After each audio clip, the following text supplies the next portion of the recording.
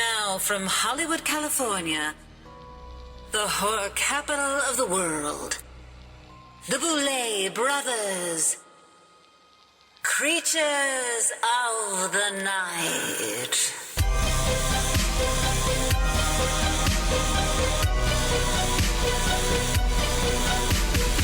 Welcome everyone to the final Boulet Brothers Creatures of the Night post-mortem recap episode where we are covering the grand finale of the Boulet Brothers Dragula Season 5. We are your ghost hosts for the evening, the Queens of Darkness, the Boulet Brothers, Dracmorta and Swanthula. And tonight we will not only be sharing some insight into the grand finale from our perspective as the creators of the show, but we will also be answering all our outstanding listener mail, which I personally find to be more revealing sometimes than the recap themselves. Yes, the fans ask the right questions sometimes. They really do. They really do. There's a lot of gems in those answers, I think. And tonight, we have to start by congratulating Neo Hulu X on becoming the world's next drag super monster. Welcome to the family, darling. Congratulations. I'm super excited that the Dragula family has a new member. I am too. I also want to take a minute to thank the fans for watching. The show was incredibly successful this year, the most watched season of all seasons. It just continues to get bigger and grow, and I really appreciate the support of the fans in that way. I also want to thank the finalists and the entire cast because they worked really hard, and they're a huge part of why the show is as successful as it is. Yeah. Well, they're a part of it at least, right? Yeah, they are a part of it. I do want to extend that too, personally, from me, just to the entire cast. I think as a whole, this cast was different than previous casts in that the drag was really great and formidable and ferocious, but they were so respectful generally. You know, just the professionalism was so high, and it made filming and just dealing with them like a pleasure. Yeah, it's something we spoke about in the last episode sort of extensively, was that because that was a reunion episode and we didn't feel like they were into getting into conflict with one another. I don't know if we misrepresented, our intentions there. It wasn't that we wanted them to come there and fight. That's not what it was. But they're almost so quiet and respectful that it didn't leave a lot of room to get to know who they were, which is partially why we did those interviews that we did at the beginning of this finale episode. Wow. And those interviews, I mean, when I watched that, it made me kind of fall back in love with all of the finalists. It showed them like so vulnerable and endearing and flawed.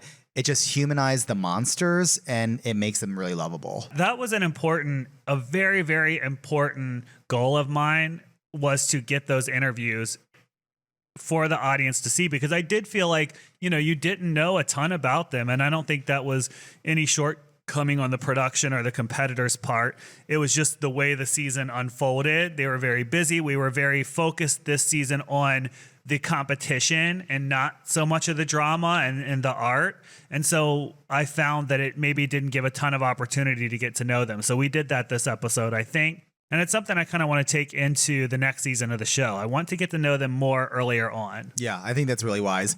And, we not only had an amazing new cast, we actually had tons of new crew members too. And we want to send huge thank yous and congratulations to all of our new and old crew members, specifically Aaron and KC, Carissa, David, Jayla, Lori, Amy.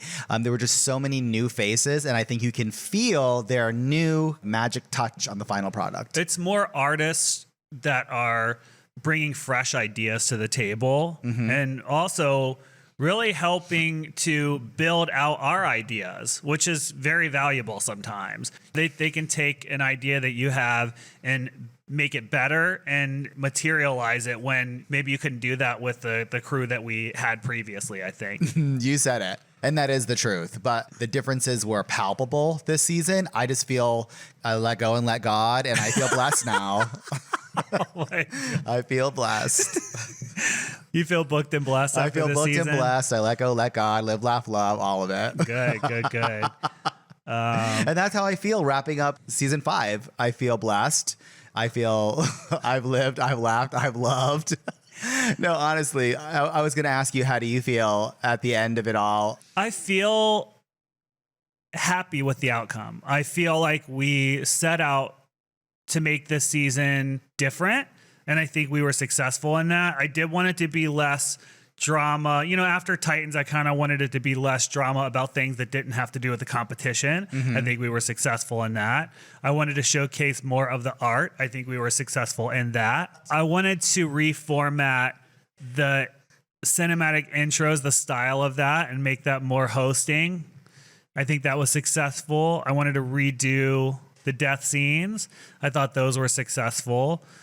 Yeah, I feel pretty happy with it. You know, there was no major dramas during the season. It did get, you know, a little hot here and there with JK and Throb and stuff. I wasn't happy about that, mostly for them. But overall, I would say I'm happy with the changes we made, and I'm very happy with the way the season performed. And again, congratulations, because it's the most watched season of the show. Thank you, and congratulations to you too. It makes me so happy to hear that you're happy at the end of it all, because it's so much work. We give so much of it, of ourselves to it. I pretty much largely share the same perspective. I feel like we changed some things up. Pretty happy with the outcome across the board. I love the idea too of like this black and white world versus like the color world. So, you know, it's a little homage to the Wizard of Oz. It's kind of like fantasy and reality. We took some risks, and I think they mostly paid off. Surprisingly, I don't feel completely depleted. I feel kind of energized. Like I'm sort of ready for more, as sick as that sounds. Well, that's good, because we are already starting production. So I think you better be ready. I think I'm taking JK's advice. I'm just delusion, lie to yourself, and that's what I'm doing. I feel great. I think one spoiler when you're talking about the black and white of it, a little spoiler for future seasons, is that was very 1940s horror inspired. And we're going to switch decades coming into new seasons with the cinematic stuff. So I'm really excited about what we're going to do next. Very cool. Very cool. Well, we're going to take a quick break, and when we return, we will be clawing through and dissecting the warm corpse of the season 5 grand finale.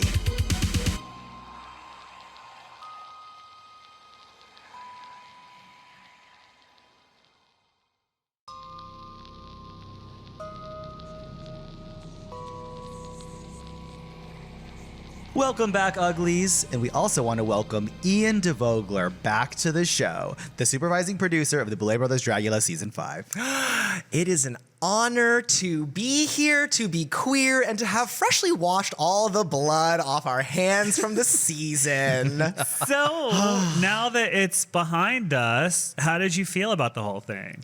I love the season. Yeah? I think it's great. I am so proud of this season. I'm so proud of the cast. I'm proud of the crew. I'm proud of y'all. I'm proud of me. I'm proud of us. Like, nothing but pride. I think even the aftermath of the season, even talking about what happens on social media, very light this year. I think that we finally took some of the advice that we have been giving a lot in past years, and I'm just happy. I love season 5. Love it. I love to hear Yay. that. Well, you know, we kind of Yay.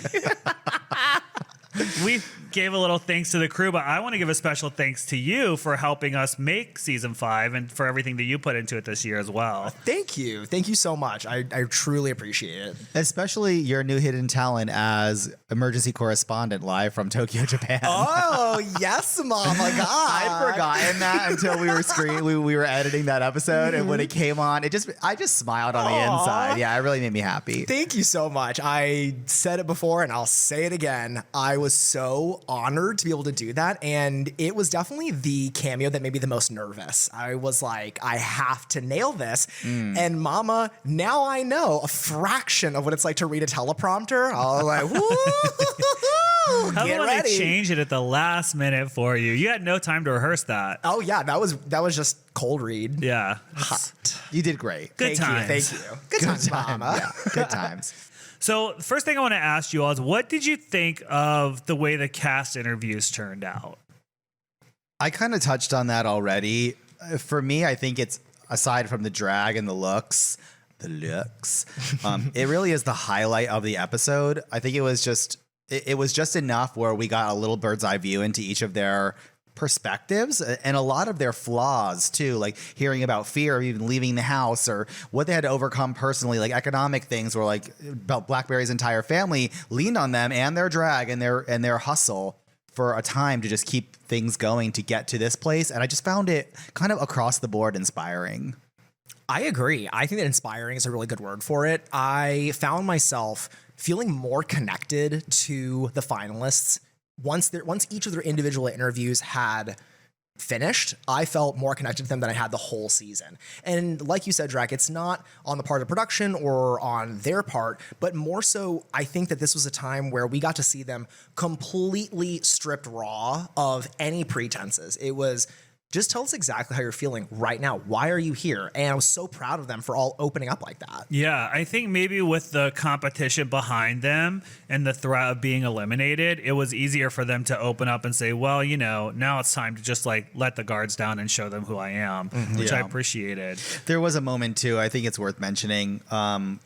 Neo's section was heartbreaking, I think, like from moment one to moment done.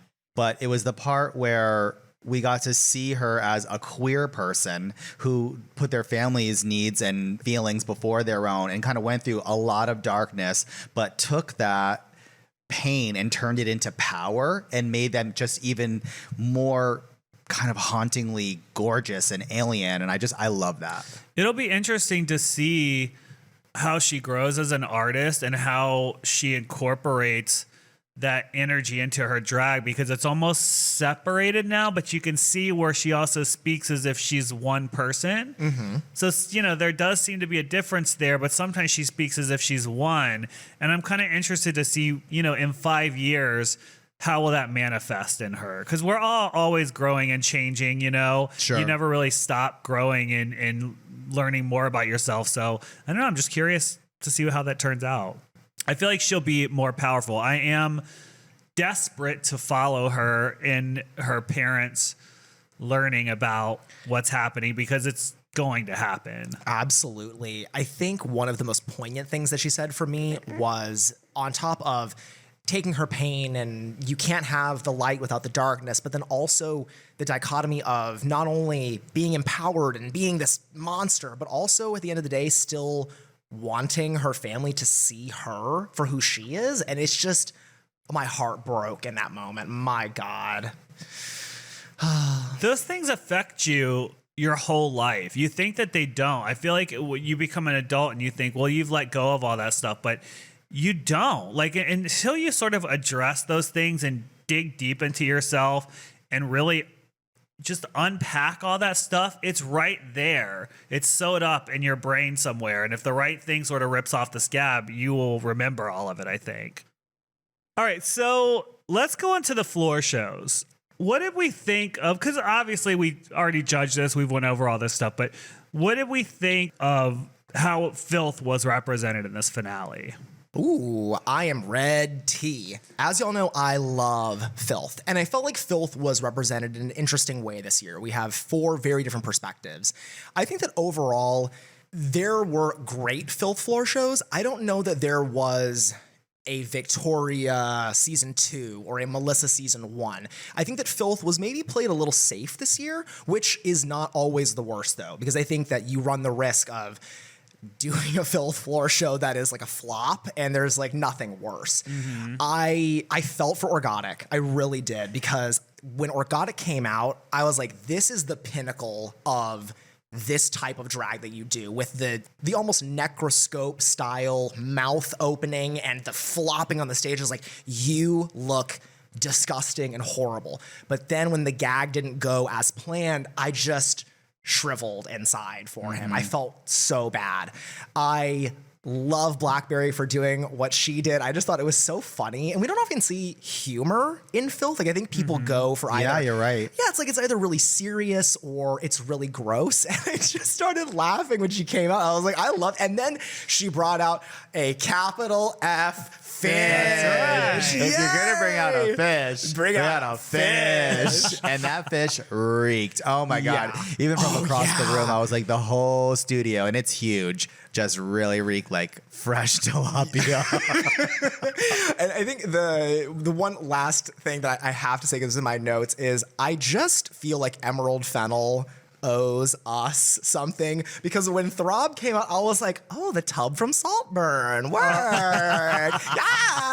Yeah. It'd be an interesting match to have Bitch in her janitor outfit and Throb do this together like they're almost enemies or cohort. It's like, did you ever wonder what happened when Bitch's janitor dumped that bucket of mop water down the drain? Well, now you know. We have a whole cast with Priscilla's like lunch lady. Yeah. It's like a whole school full of people. I want to go to that school. I thought Filth was fun. I think, to mirror what Ian said, Organic kind of took it. We had another serpentine kind of thing. Like that's 3 this season where people came out. I think Orc's interpretation or representation of that concept was like a worm.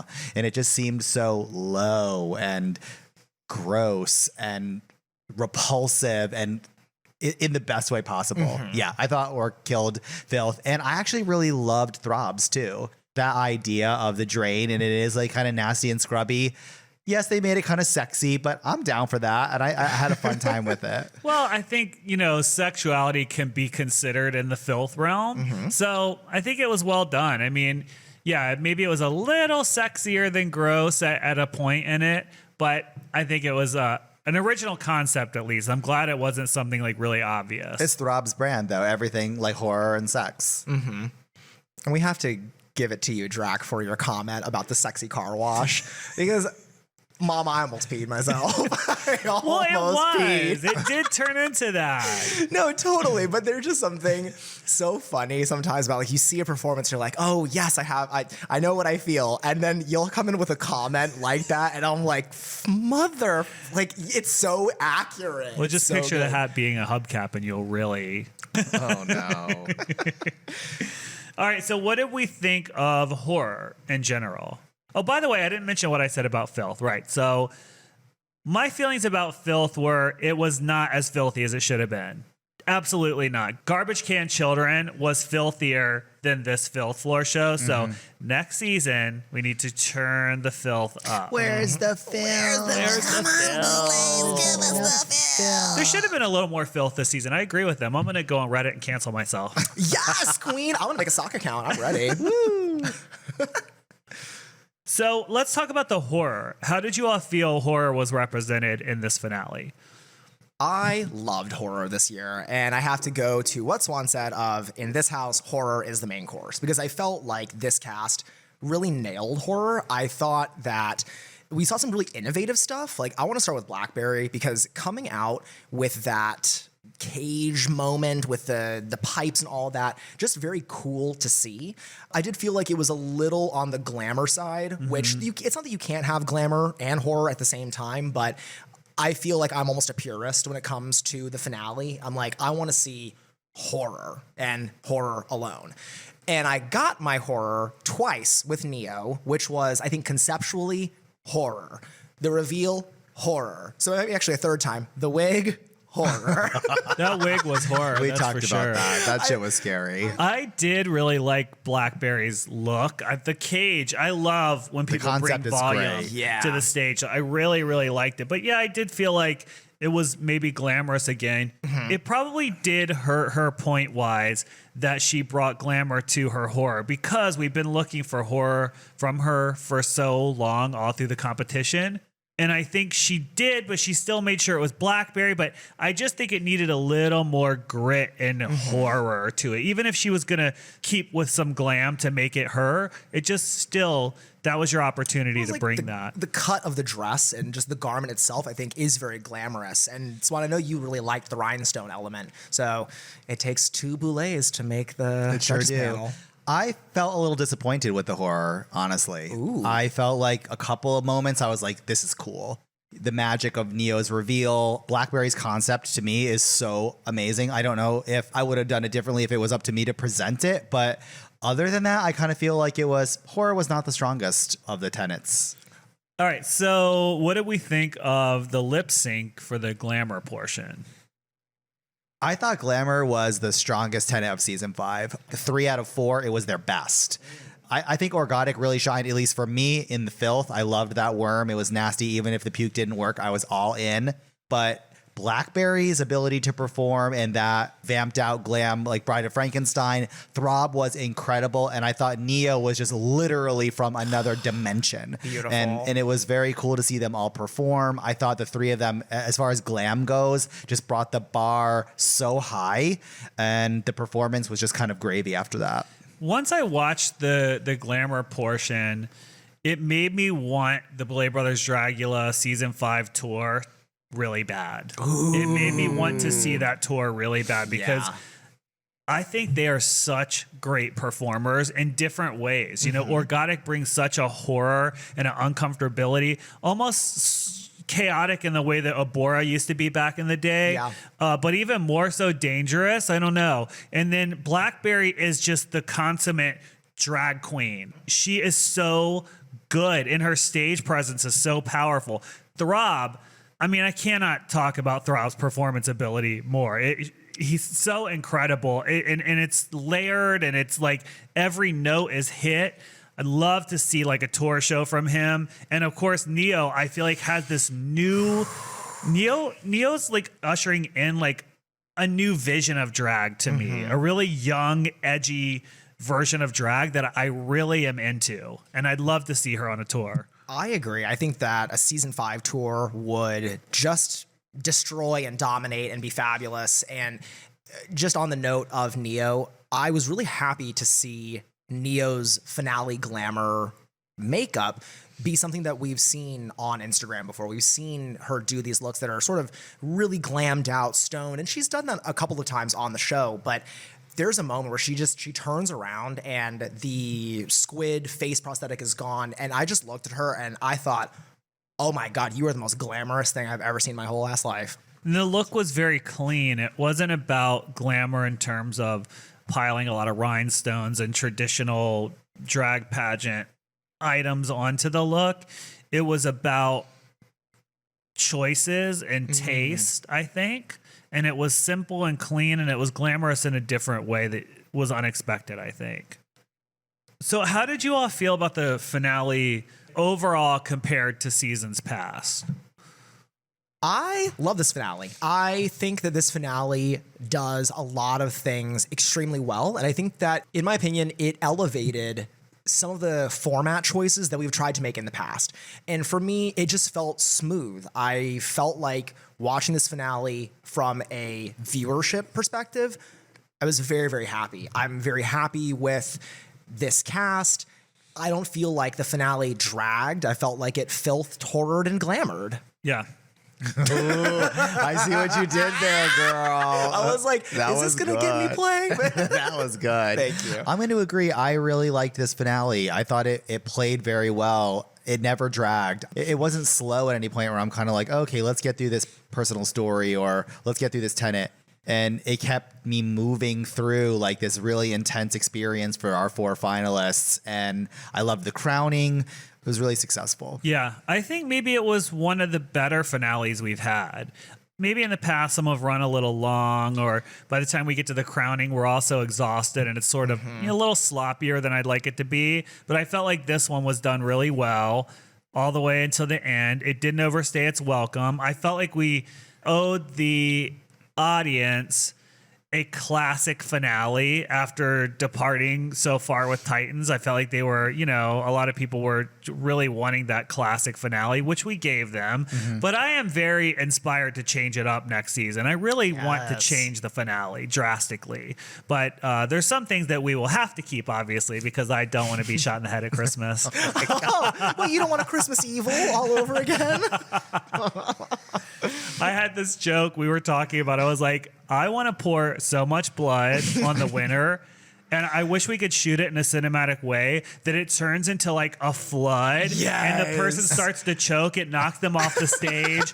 It's like a river. They take them out into the gutter and into the mountains. Oh my God. Yeah, and into the sea. Like, I just wanted it to be so stupid. Yes. And it flows right past the portrait of Victoria on the way down the block. Oh my God. There's literally Victoria's portrait is just riding on its own little ship. Absolutely. Wow. That's my one regret, is that I wanted to bring the portrait of Victoria when she guest judged, and we're like, Victoria Black, and I wanted to put the portrait in the judge's booth. Genius. And then have her be there when you flash back to her, but still. Yes. I'm going to auction Victoria's portrait and give the money to an anti-bullying foundation. Oh my That's what I'm going to do. Anti-cyberbully. Yeah, anti-cyberbully foundation. Merry Christmas, uglies.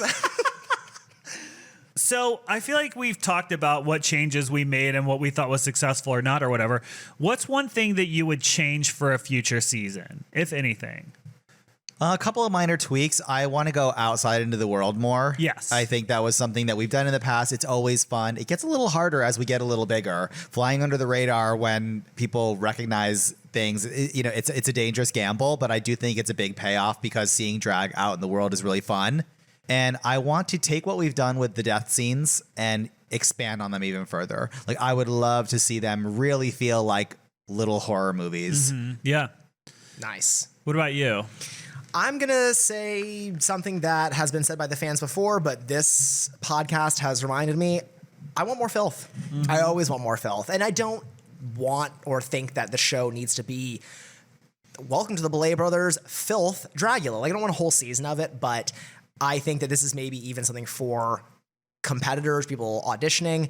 Don't be afraid to bring filth because it's on you sometimes. It's not every challenge can be trash can children. Right. Sometimes you got to think outside the glamour box and go for filth and just really bring it. I want more filth. Yeah, I could use a little more too myself. I think we'll have more next season. I also would like to get back out in the world. It's tricky because, we had a major stage upgrade and the stage was designed to feature the competitors more with the turntable and the lights and everything, and able to actually walk a runway and show off the looks. A lot of people said they wanted to see more of the looks. So we brought that and we gave them that in abundance this season. So now I think we can have a little more fun and take them back out in the wild a little and have a good balance.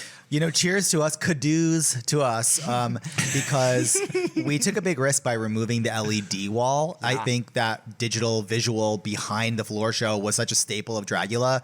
But our question at the beginning of the season was, does this take away? Does this detract? Would it feel like less than if we didn't have it? And I don't think there was one comment about, oh, where is it? Or I miss it or anything like that. The focus was on it put the stars of the show in the spotlight. Yes. Their looks are the focus. That's what the whole competition is about. So I was like, let's get rid of all the distractions and focus on their looks. So I think we did a good job at that.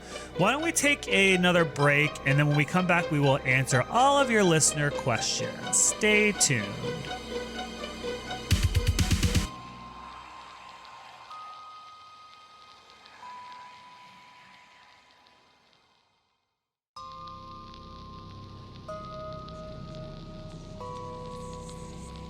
Welcome back, everyone. Now, the listeners at home have sent in a ton of listener questions over the past few weeks, and there were probably around 60 or something that got lost in a Christmas recording disaster. Whoa, I can't believe we're coming to terms with that and actually talking about it. But we are going to try to answer as many of the remaining questions from the last episode for the post-mortem version of the podcast as we can today. And if we did not answer your question in the past, please resubmit for the future. Amira asks, hello, Drakmorda, Swanathula, and of course, Ian. I'm a surgeon, and while catching up on the podcast, listened to the worm episode. I have an answer to Drak's question on why some parasites travel to the brain. If they enter the bloodstream, they can pass the blood-brain barrier and set up a cozy hideout from the immune system. In the case of the woman with the Ophidioscarsis robertsi, more research is needed as she is the first known human case. Fun fact, millions of people with perfectly functioning immune systems may harbor a type of parasite in their brains and never have symptoms. Ooh, cozy parasites for everybody beyond the blood-brain barrier. Wow. Honestly? So now I have more questions, such as, are there other places in the body that you could hide that you would escape the immune system to? Why is there a location in your brain that's safe from immune system? I don't get it. I don't either. I don't know, but I had a parasite once. Well, Wow. You probably had it more than once. You know. She never learns her lesson, does she? Repeatable behavior. Oh, there is also a question on this one. Okay. So Amira has an actual question. Now, my question is for Drac and Swan. I've seen you perform Face to Face and Ornaments of Gold live, and I was blown away. As a fellow Susie and the Banshees fan, I wonder, are there other songs from her you'd want to set to a performance?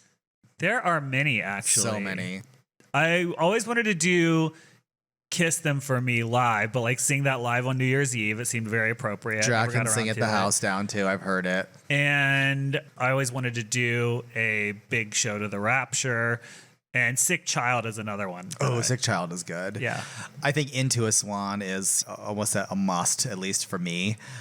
I've always loved Arabian Nights, and I could totally picture like a fantasy type of performance from that. And Turn to Stone is another song. Oh, Turn to Stone. Yeah. We've came very close Yeah. to performing several times. So, yeah. Nope asks, my partner wanted to ask you both a very important question. Who is your favorite X-Men character?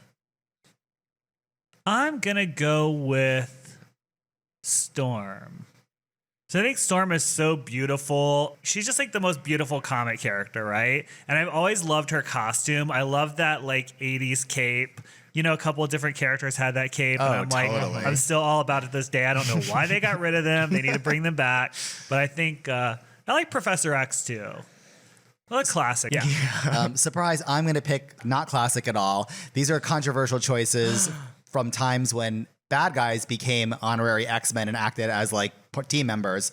And one of my favorite eras, I don't remember who the artist was like back in the day when Emma Frost was on the team and the White Queen was on the X-Men, and that was hot. Ooh. It was hot. And honorable mention for Mystique too, another favorite character of mine who would also help the X-Men sometimes.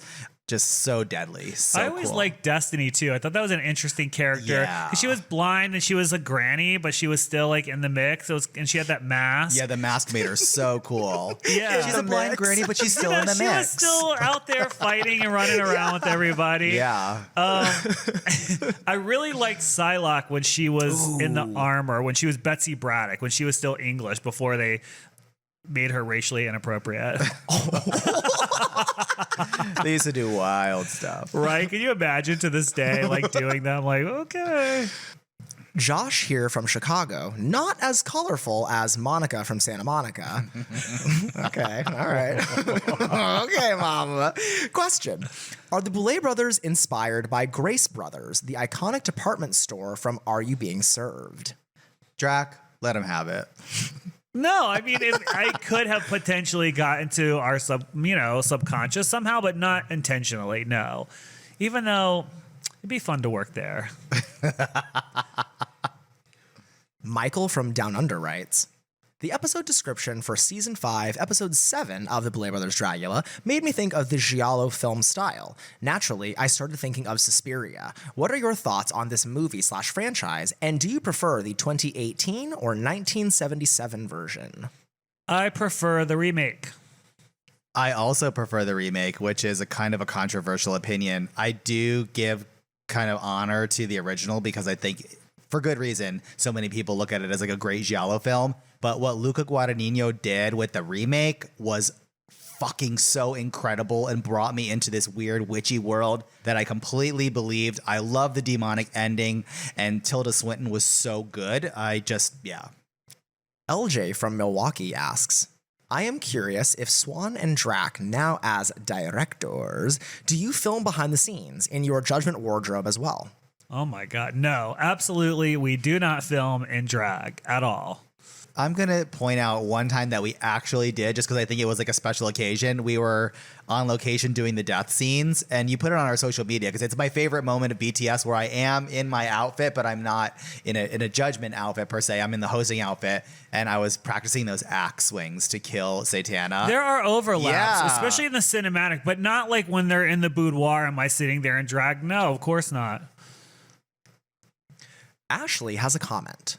On your last episode, you mentioned so-called, quote, fans of the show threatening you and having really awful things to say about the contestants, the program, etc. And I just wanted to say shame on the people who feel like it's acceptable to act like that. Like Martha, maybe look inward and get a life. In parentheses and in all caps, there's the door, bitch! I hope that toxic individuals like them haven't poisoned your experience with the fan community. Apparently, we got a lot of emails like that after the last episode. you know, what are you going to whine about that? That comes with the territory of working in TV, I think. But could it turn me off? Yes, it absolutely could. I want to live my life to be happy and fulfilled. And if I found it annoying, I could easily see myself just lean into scripted and be like, fuck it, I don't care. I don't want to deal with that. But it's not just the fans. It's, you know, it's the culture around drag. It's the competitors, even people from other shows. It's everyone mixed up. It's a bit of a cesspool sometimes. It's not even just drag. It's reality TV. It's across the spectrum. It is. But drag has a special fandom. A special mutation. Not all of the fans either. It's a segment, but it's a very loud, annoying segment. I want to thank Ashley for her comment because I'm definitely going to be lifting and using Martha, maybe look inward and get a life. Oh, and Ashley is doubling up with a question. Now that the season is officially wrapped, I was wondering what your top moments of the season were. Mine might have to be Cynthia screaming on the ground in the woods. It never gets old. I mean, honestly, for me, any scene Cynthia is in is kind of like way at the top. I'm being silly, but I'm also kind of serious. I think probably one of the most vital and exciting moments filming and watching was the extermination from episode 1. That bridge to nowhere bungee at night was so intense and awesome. And it harkened back to like skydiving with Maxie and all that. Like, I really loved it. I think welcoming them in the woods, that whole night, that whole experience, I had so much fun. And it was just fun to have all of us there, the new crew, the competitors. I was just giddy. Like, You're we were right. all... No, it was awesome. Remember when the scare actors were there and were like, here are your kill suits? Yes. And they were like, oh, we have these batons. I was like... all right, do it on me, and we'll decide if we use the big one or the small one. And I was like, I can't have you like hitting all them and have me not know what it feels like. And it was serious business. And surprise, the little one was the nasty one. Ooh, little bite. Ooh. I think there's a couple Where have I moments. heard that before? I think the Trash Can Children and the Haunted Hotel floor shows, I just loved being there for those days and seeing it and being there with all of them and just watching it unfold because I wasn't sure how it was going to, you know, you're never sure how it's going to land. And it really just hit it on the head. I was very happy with it. It's coming to me now that I'm kind of going through the season. I have a special love for JK's second death scene, the Pleasure Planet X death scene with the ass burster. Like, we wanted to do that for so many years, and it was so satisfying to see it happen. Sweet from New Hampshire writes, I wanted to ask a question that has come up among me and my friends who enjoy the Boulet Brothers Dragula. As someone who has watched Dragula since season 1, I've always noticed that Swan and Drac, when a contestant gives the same look or type of look every week, always encourages that contestant to think outside the box and try something new. When it came to Orgotic this season, it seemed you gave them a free pass for serving the same plastic-wrapped, flesh-bearing look each week. I wonder if there was any critique given to Orgotic that was not included in the show. I ask this not out of a place of disrespect for Swan and Drac as judges, but out of genuine curiosity. I think Orgotic was a really unusual case because if you really pay attention to the judgment, he would be on the bottom. Like, he would go to the bottom several times, and he almost went home at a point. But it was just luck, and it just, I don't know, the way it fell through the cracks. And I also think that there is something we appreciate when an artist has a very particular vision. We like that. Now, if you just wear the same basic stuff every time, then no, that's, you know, we're not going to appreciate that. But we do like artists that have a very particular vision and place they come from. I think it's sort of iconic. I think of like Dina Martina, right? You see her and you know it's Dina Martina 100% no matter what. Lady Bunny, you see Lady Bunny, you're like, I got it. You see Divine, you're like, that's Divine. So I don't hate someone that has a look, but you do have to change it up some. It's just it's an interesting topic to discuss, I think. I didn't think Orgotic's look had this overarching sameness to them. I do think the color and the texture was very consistent, but I took that as like branding. I guess I saw the differences in the way that the drag was presented. And when I heard that and I heard that people thought that, it actually kind of took me aback a little bit because I never saw that in life. And as I think about it, I'm like, we had the worm armed ranger, the total rock and roll demon, the hemorrhoid face, the literal worm, all of these things, the kaiju, those are from different worlds. I mean, yes, same palette, you're painting with the same colors, but what you're painting is different. And I guess that's what I thought shined out. Another way to look at it is if you look at, like, let's say a quote standard drag artist, right? And they have their paint sticks and they have their palettes and they have their pleaser shoes and they have their bra and their corset and they have their basic stuff. So they're using the same materials every look, you know, because that's their base. I think Organic has a different base. He doesn't use any of those things. His base is latex and plastic and saran wrap. So I think if you kind of look at it a different way, you might be able to appreciate what he does differently. But again, it's art, right? Everyone has an opinion. We're all going to look at a painting and have 10 different opinions. So that's what the show's about. You just have to respect our opinion because we're the ones that have the crown. Bloop clonk. And also, Organic's bra and panty set, iconic. Also, I like how you just referred to Organic as the Dina Martina of Dragula. Like The lipstick is similarly applied. Oh, you are correct in that. I want to see the Organic Christmas special like Dina Martina has. I want to see the Organic one. Yeah. Wow. He crawls out of the toilet in his worm outfit to introduce everybody. Hello, everyone. Welcome and Merry Christmas. Oh, and instead of coming down the chimney, it's out of the toilet Yes. as the slug. Yeah. Merry Christmas. Happy holidays. The decrepit tree with no like pine needles on it. Elizabeth from Phoenix, Arizona writes, "Hello, my wild witch creatrix queens. Would you ever consider making a Dragula tarot deck featuring all of the monsters? As a practicing witch, I would buy it in a heartbeat." I would love to do that, but I have to say the practicality of it is that it would be a licensing nightmare. Yeah, Sad but true. that's that. And that is a wrap on the Boulet Brothers Dragula Season 5 post-mortem edition of the Boulet Brothers Creatures of the Night podcast and the last episode of the Boulet Brothers Creatures of the Night Season 3. Congratulations, Yes, everyone. congratulations. Yes, congrats, ladies.